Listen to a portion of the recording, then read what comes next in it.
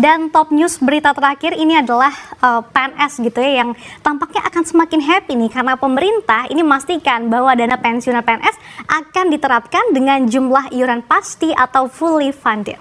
Pun lalu, namun perubahan skema pensiunan telah selesai dibahas di Kementerian Keuangan dan tinggal menunggu penyelesaian pembahasan peraturan pemerintah.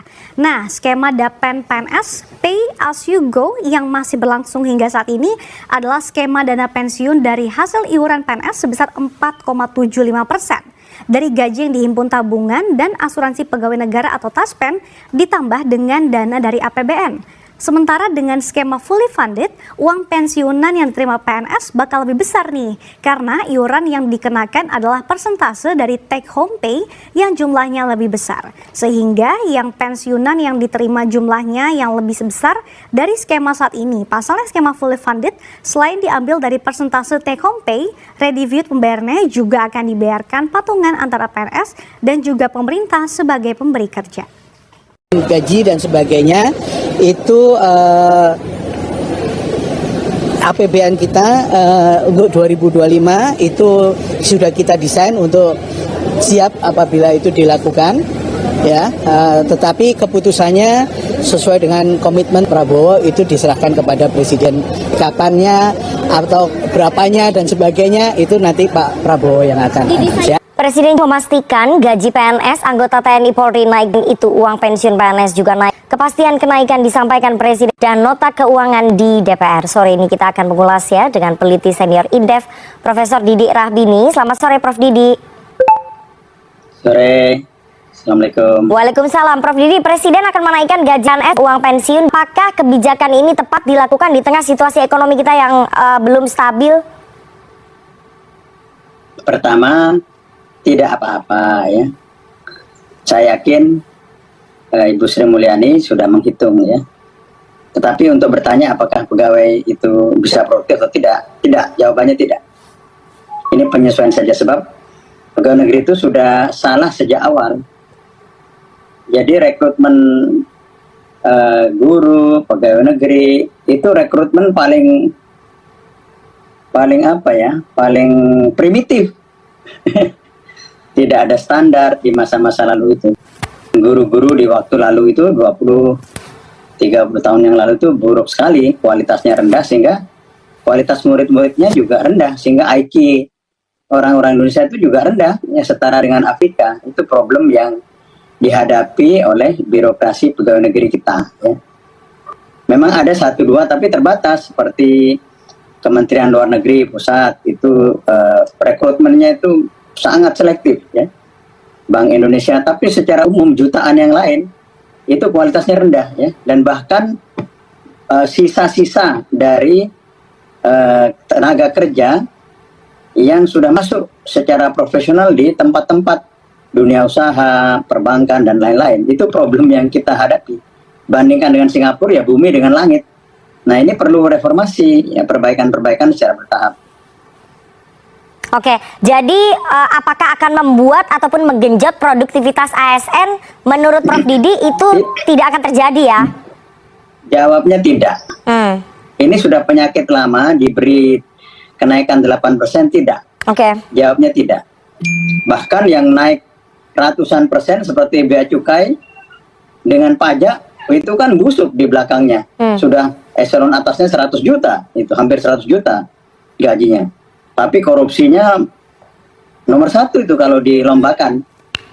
Ya, bea cukai yang diungkap oleh Prof Mahfud MD itu. Iya. Dengan pajak. Itu sejak dulu ya. Saya masih kecil itu tahu pegawai pajak itu. Waduh, kok sama dengan bupati rumahnya ini. Nah, itu korupsi itu memang merajalela ya di pegawai negeri dan belum disentuh kecuali gajinya dinaikkan di Kementerian Keuangan. Tapi kualitasnya, korupsinya tetap saja.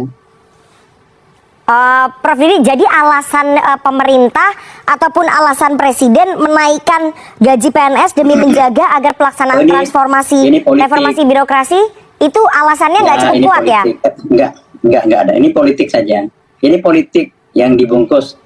Kalau mau sebenarnya secara profesional ya, produktivitas ini rumus sunatullah, teori. produktivitas harus lebih besar daripada gaji upah. Pegawai negeri itu tidak produktif. Mungkin gajinya rendah, produktivitasnya lebih rendah lagi. Jadi memang diperlukan pimpinan-pimpinan yang kreatif ya, seperti Surabaya, mungkin Banyuwangi dan beberapa tempat lain ya. Dan itu dilakukan secara terdesentralisasi, secara pusat tidak bisa. Nah, secara desentralisasi itu sudah mulai dilakukan kementerian-kementerian khusus yang tidak punya perwakilan daerah. Kementerian Luar Negeri itu seleksinya bagus, BI juga cukup bagus, beberapa itu bagus ya.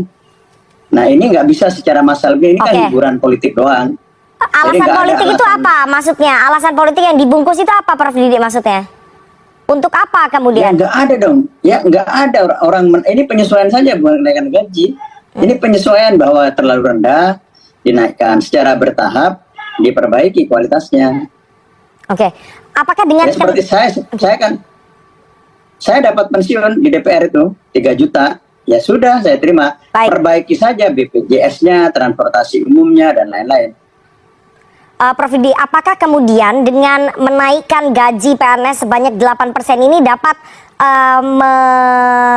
menyederhanakan ataupun membuat reformasi birokrasi dan juga menekan praktik-praktik korupsi di pemerintahan? Enggak, tidak. Jangan kaitkan kenaikan 8% ini dengan efisiensi birokrasi dan lain-lain. Itu yang naik ratusan persen di Kementerian Keuangan sendiri. Jadi nggak ada kaitannya ya? Itu paling buruk, nggak ada kaitan. Ini politik aja, udah bacanya itu politik. Oke. Nggak apa-apa, menurut saya tidak apa-apa. Ini penyesuaian kan? Kan yang jadi pegawai negeri itu kan masyarakat Indonesia. Ini anggap aja subsidi. Ya. Subsidi, dianggap aja subsidi. Subsidi kan tidak mengharapkan apa-apa, tetapi secara bersamaan di daerah-daerah tertentu yang pemimpinnya bagus, itu sudah memulai, dan saya kira harus dimulai dari guru. Seperti di Jakarta, gaji guru itu lebih besar dari dosen, bahkan lebih besar dari gaji saya sebelum saya profesor. Baik. Guru SD gitu. Okay. Prof Didi, kenaikan gaji PNS dan uang pensiun PNS ini meskipun nggak apa-apa ya tadi menurut Prof Didi, akan membebani utang pemerintah nggak? Ya, utangnya udah banyak. Utangnya sudah banyak, tapi dianggap pemerintah persentasenya masih kalah sama Jepang. Oke. Iya dong, bukan apple to apple, karena Jepang itu bunganya 0,2%, kita 4%. Kalau Jepang punya utang 7.000 triliun, dia bayarnya 34 triliun bunganya, kita 400 triliun, kan beda dong. Ya enggak? Jadi beban utangnya pasti banyak, dan infrastruktur Pak Jokowi kencang sekali. Itu kan utang, bukan dari APBN. APBN-nya mencuri-curi dalam tanda kutip dari PMN, tapi tidak akan besar gitu.